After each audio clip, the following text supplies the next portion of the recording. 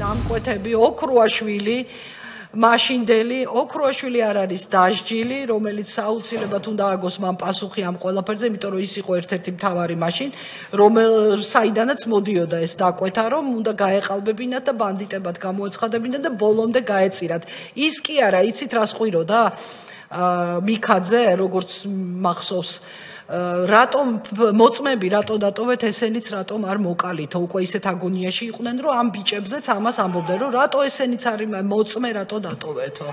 და ასევე გავიმეორებ კიდევ ერთხელ რომ ბაქრაძემ ფაქტიურად გახსნა ეს საქმე ბაქრაძე ახლა აქ არ იმყოფება ის სპეციალურად ჩამოვიდა უკვე ახალი ხელისუფლების პერიოდი სასამართლოები რო იყო ჩამოვიდა და ყველაფერი მოყვა რა იყო და როგორ იყო და მას მადლობა ამისთვის და სხვათა შორის ხაზი მინდა გაუსვა ძალიან ბევრი მათგანი ვინც იქ იმყოფებოდა ეს იყო იაშვილი ვაკის პოლიციის უფროსი ეს არის მიქაძე მთავარი ფიგურა მთავარი დამნაშავე